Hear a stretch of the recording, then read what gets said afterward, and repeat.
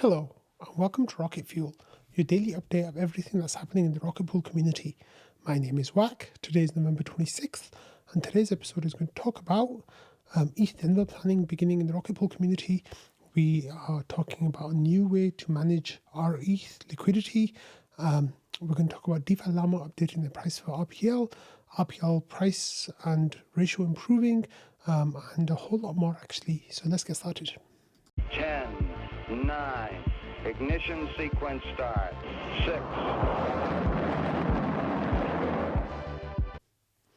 Okay, so we're going to start by talking about ETHDenver. Now, ETHDenver is an Ethereum community conference. It's not for devs necessarily, but lots of devs do turn up. It's a lot more for apps, protocols, even adjacent protocols, like you even see other L1s kind of coming along to ETHDenver, which is what it is. Like, that's what it's been like for the last few years that I've been going.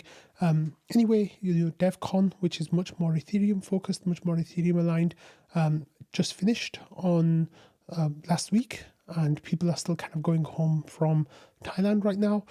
And now that that's finished, DevCon's finished, everybody said it was absolutely incredible. They had a really, really good time out there. So now that the DevCon's finished, the next main thing that people are looking forward to is ETHDenver 2025. So here, Ramana asked this question and Ken turned into a thread.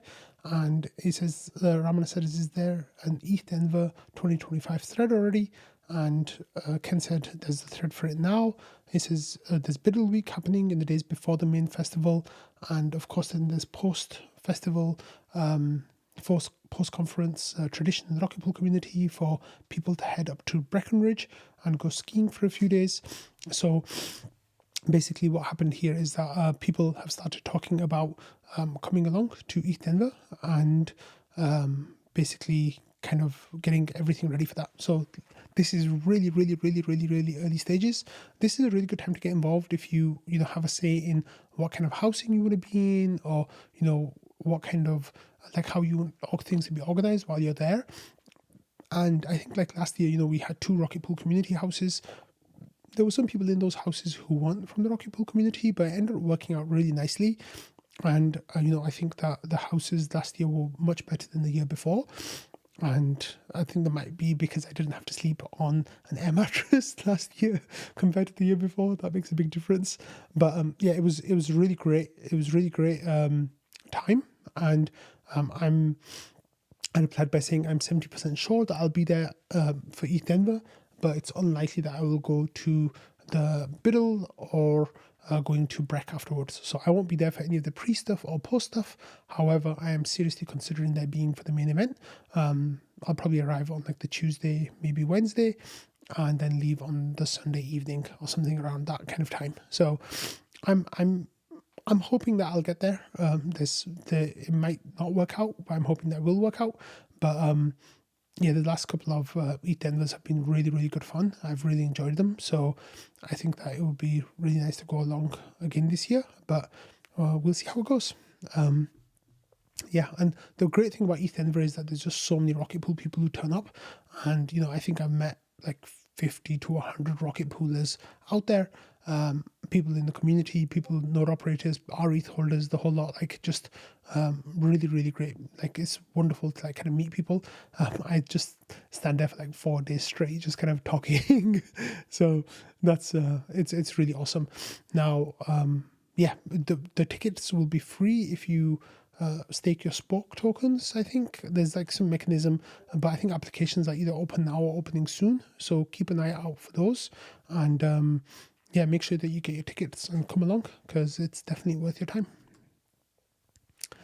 Okay, let's talk about some rETH liquidity here. Now, withdrawal liquidity. So one of the things that is happening right now in the protocol is that we are off peg for rETH, and that means that it's a suboptimal experience for our node operators because they have to queue for a long time potentially, or an indefinite amount of time before they get matched up with the deposit, and then they can start their validators. So it's not an optimal experience. So there were 2 incubator ideas to help Rocket Pool growth with rETH and rETH itself by keeping it closer to peg, by forcing withdrawals, basically. Not necessarily forcing, but like people would opt in with, well, I guess there's a couple of different ideas, but the idea is basically like there's some way of opting in to this situation where you are kind of opting into getting your validator exited if the liquidity becomes an issue for rETH on the secondary market. Now, you might be thinking, hey, weren't you just talking about Puffer a couple of weeks ago and how they are exiting validators for liquidity? Like, you were saying that's a really bad thing, so why are you talking about this for rETH now? Well, Puffer, the main issue with Puffer was in their documents, they gave 3 reasons for why, your validators would get exited, and none of those reasons were about liquidity.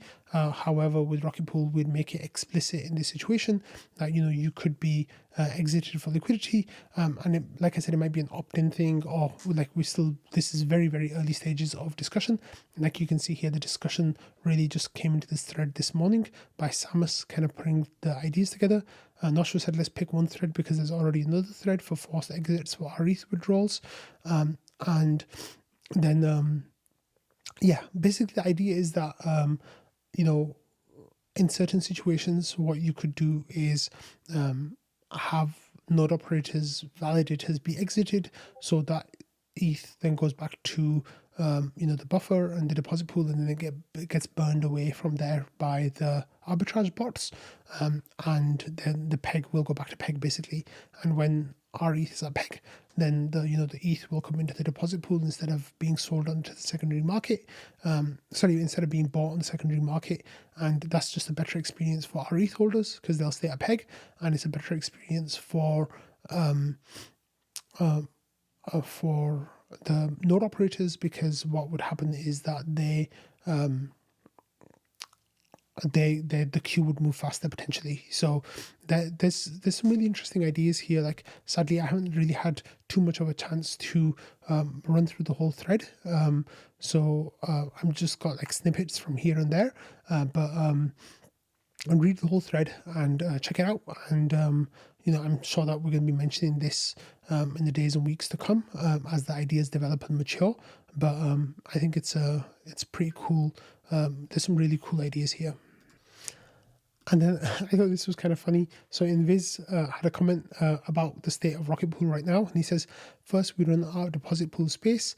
So peeps that want our ETH get annoyed and have to go somewhere else.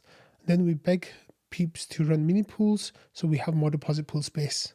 Then we run out of our ETH demand. So peeps that want to run mini pools get annoyed and are stuck in a queue. And then we beg peeps to mint our ETH so we can get rid of the queue and repeat to infinity. It's a beautiful system, really. Someone is always pissed.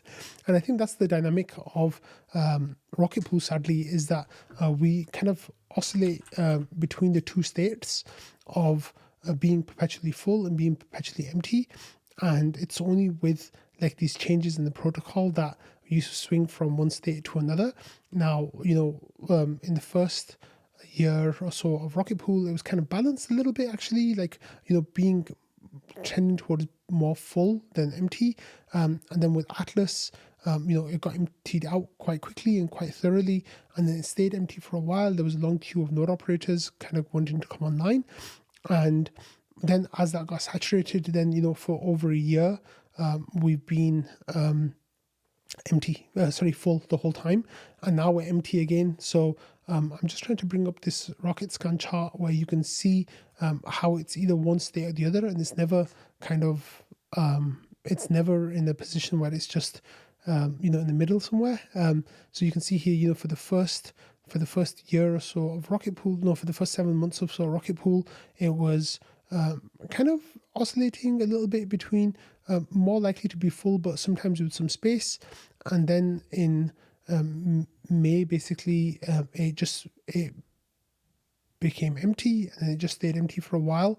And that was all the way up to, in the period leading up to, that's because, the markets kind of crashed in summer of 2022, and there was a depeg for LSTs like STETH, and I think that, it kind of impacted the markets after that. But once they started to bounce back in October here of 2022, the deposit pool was then in the full state, and it remained in the full state all the way through to the Atlas upgrade, and with the Atlas upgrade, that's when we then went back down to zero, pretty much, with some spikes here and there, and then after that we actually then just stayed full, from August of 2023, with some spikes over 18,000 because people were exiting their validators, and very short periods being under the full amount. But then in the recent past we just were growing like too much, and up to 40,000, and then pretty much overnight it went down to zero, and it's kind of stayed there since. So the deposit pool is basically one of two extremes, and I think that's what Invis was kind of saying, that there's always someone hating regardless of what situation it is. You can't please everyone. So I thought that was really interesting. So hopefully with these tools like the rETH withdrawal queue, we could potentially, not withdrawal queue, like withdrawing for liquidity, it could be a fix that keeps us at peg, and then with ETH coming into the deposit pool, it would move validators. Okay, so last week I talked about how DeFi Llama was incorrectly calculating the details for Rocket Pool on their measurements, and they showed that our TVL went down way too much, and the community together with Jasper kind of came up with some ways of them having the correct information. So Jasper then put out this tweet a couple of days ago saying, shout out to DeFi Llama on updating the Rocket Pool TVL to now match community calculations. Rocket Pool is the 14th largest protocol in crypto, 11th on Ethereum. So if you have a look at the chart here, you look at the different protocols that they are and what they're doing, and Rocket Pool is right there. It's the 11th biggest on Ethereum, just ahead of Compound Finance and a little bit behind Pendle, but hopefully on the way to breaking into the top 10 again. And as you can see here, it's showing Rocket Pool's TVL as 2.55 billion. And when you compare that to Rocket Pool's own analysis, it's showing 2.68 billion. I think that difference in number is coming from them not including staked RPL, which I think they should be including staked RPL, because you don't, like, it's literally TVL, this value that's locked up. But it's good that they fixed those numbers. And then if you actually go to look at the DeFi Llama website, it shows that our TVL went up by 50% in the last week, which it obviously didn't. It's just because of their miscalculation. But one of the things that's quite interesting here is if you look at the 1 month chart and you look at the TVL, like most of the top apps are increasing in TVL. Rocket Pool is the only one in the top 20, in the top 30, in the top 40, and up to number 47, Sun. So Rocket Pool is the only one out of the top 45 apps that's actually lost some TVL in the last month, which of course is really disappointing. But sadly, that's the situation. We really need our ETH deposits coming in.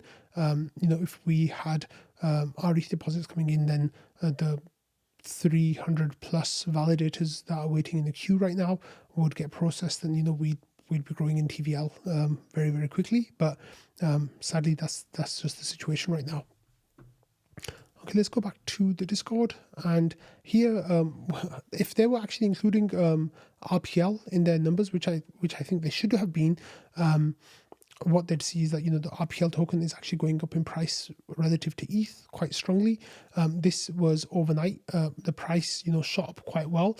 On Binance, it reached $14.56. Here on the RPL bot, we saw that it was $14.30, and the ratio was 0.0042, which is low by any stretch of the imagination. But the fact is that it's above 40% up from the lows recently, a couple of weeks ago. So that's been a strong bounce from RPL. However, as you see, like RPL's performance against other tokens these last few days. Here, Lulu shared this screenshot from earlier today where he was showing that, on his watch list, the RPL was the only token that was showing green in price at the time. So that was looking really good. However, closer to recording time, the price had retraced a little bit. And like if you look at the ETH price as well here, ETH was 3,400 earlier this morning, and now it's down to 3,200. However, the RPL price is down a little bit more than that. It's down to $12.92, and on the ratio 0.0039. So it has retraced a little bit, which I think is kind of understandable. However, it seems like it's not in free fall or anything like that. If you look at the charts, the trend upwards has not been broken, and it's down to $12.91 right now as I'm looking at the screen. But it's a red day today, but it's still holding on to the gains of the last week. So that's actually pretty good to see, and it'll be interesting to see how it holds on to those gains in the days to come. Okay, so I got a message on Discord today from Rocket Watch, and that was the first time I'd ever gotten this message. And Rocket Watch basically was telling me that it was the first time that I'd messaged for a while and just be really careful about scams. So I put a message in trading. I said, Rocket Watch seems like it's bugging. It's sending me a message saying that I'm posting for the first time in a while. And this says it's not a bug, it's a feature. And he says, don't engage in DMs from strangers that want to offer free support. So I said, I won't engage. I will do. I said, I know it's a feature because Hululo was working on it a little while ago. I even covered it on Rocket Fuel. I said, but why am I getting the message? And he said that, I said, did the message go out to everyone? He says, no, it's active if you're in one of the monitored channels and those channels are not trading. So that was actually really interesting. So I didn't know that, there was a channel filter. So some of the channels that are monitored are like support, general, friends, and I don't know which other ones. I should have asked in Viz, and I said, I just did post in to friends. So this is what the message looks like. We covered it in Rocket Pool before, but it's worth going over. So it says, stay safe on the Rocket Pool Discord. It says you've recently been active on the Rocket Pool server and might have opened your direct messages to other members or users. To protect your funds and stay secure, please follow these guidelines. So it says, keep conversations public and beware of support threads that might get opened up for you. It says use official resources only, protect your private information, be cautious with private messages, and it says consider changing your Discord settings to limit who can send you direct messages. This can help prevent unwanted interactions. And then it says this message may be sent again as a reminder after periods of inactivity. So that's actually really, really cool. So that message, will go out to new members or people, sorry, not new members, but people who haven't been around in a while, just to make them aware that, scams are present in any major size crypto Discord, and to stay vigilant and don't, just follow the instructions, the 5 instructions there and their sub information. So thank you, Halulo and Invis, for getting that out. Okay, here's something cool that happened, which was Iceland Calling putting in a message in trading saying that he's a proud member of the Rocket Pool community. So he says, as a member of the community, I'm excited to contribute to the new Ephemery testnet. He says, I'm running 2 Genesis nodes with 2,000 validators each. And with each block proposal, you'll see the graffiti message by Rocket Pool. It says this is a unique way to create exposure for Rocket Pool. It says you can have a look at it on the Beacon Chain website, and then there's Beacon Chain. It's beaconchain.ephemery.dev/blocks. So that's actually really nice that there's this new Ephemery testnet. The thing with the Ephemery testnet is that it just runs, I think, for 30 days, and then it resets and everything goes back to zero, and then it's just a developer environment to just make sure that things stay fresh, and you can do stuff on there. So here, Iceland Calling is one of those people who are building blocks on Ephemery. So that's really cool, and representing Rocket Pool while doing it. So good job, Iceland Calling. Okay, moving on to some staking. Well, not staking news really. This is still kind of Rocket Pool news, but it's kind of not Rocket Pool news. So let me explain. So here there's a network, Nektar network, and Nektar network have done a new airdrop, and Rocket Pool users. The reason why I'm covering this is because there's a bunch of people in the Rocket Pool community who have received this airdrop and they can claim it. Now, how do you get this? So Nektar is a project that spun out of Diva, and Diva was kind of like a rival staking solution that was supposed to leverage distributed validated technology at its core, and that was like kind of its unique selling point. That project kind of went stale, or I don't know what's going on with that anymore, sadly. You probably heard me mention it about a year ago on Rocket Fuel, and not much since then because it's just been delayed perpetually. Anyway, the team that was building Diva, some members, I think, of it spun out or kind of divided up, and they made Nektar, which they're calling, a decentralized marketplace for stuff. I don't really know what. I think in the beginning they were trying to be a restaking solution, like to rival Eigenlayer, and now there's something else. So I'm not exactly sure what it is or what it does. But what I'm telling you is that people who hold the Diva token, which you can't move it or sell it because it's still locked, soulbound. Well, not soulbound. It's still locked until the vote gets turned on to make it liquid. Those people will be getting some allocation of Nektar tokens. So there's a claim address that you can check in the post.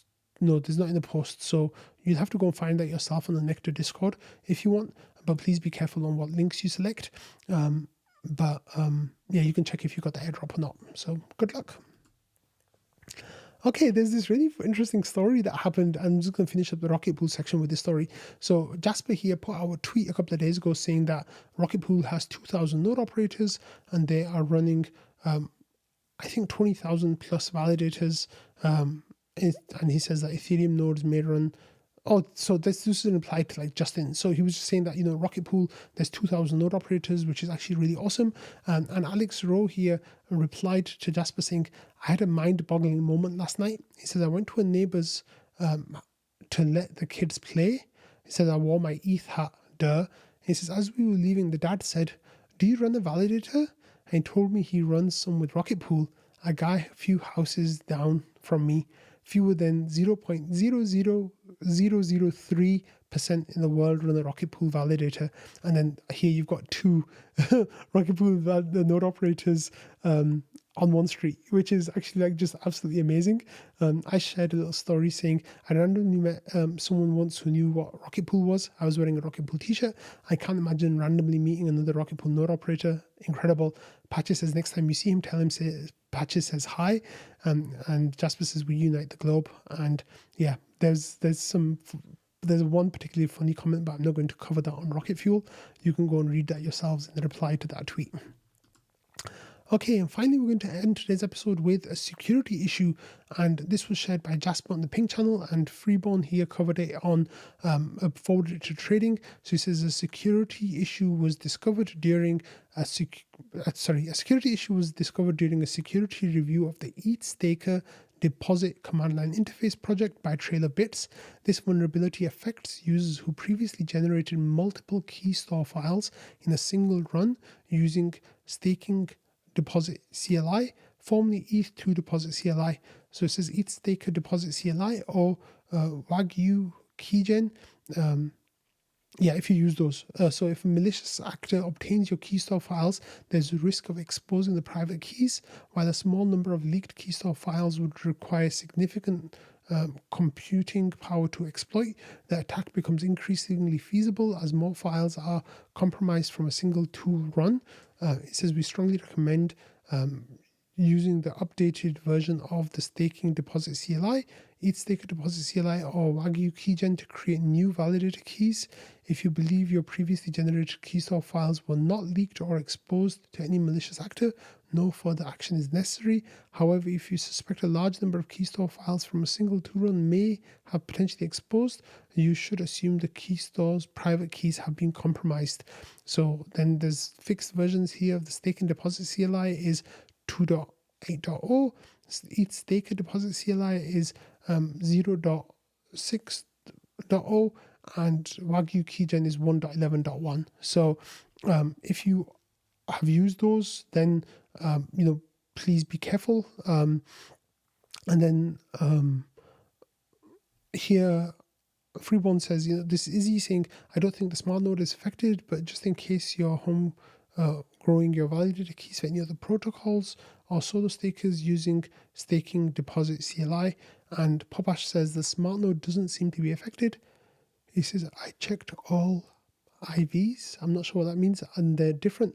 It uses a testnet key store library, and then Joe shares a screenshot of different like outputs. I'm not sure exactly what I'm looking at, but he makes the decision that the smart node should not be affected. So yeah, that is interesting. If you are a solo staker and if you use those tools before, definitely make sure that you're protected.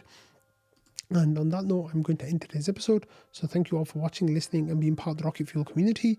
Like I said, it's possible that I might miss 1, 2, or 3 days on Wednesday, Thursday, or Friday. So it might be that, I'll see you maybe tomorrow and Friday, maybe just on Friday, maybe, well, not really likely on Thursday, but maybe next Monday. So get ready for a mega episode on Monday next week, if you don't see me over the next few days.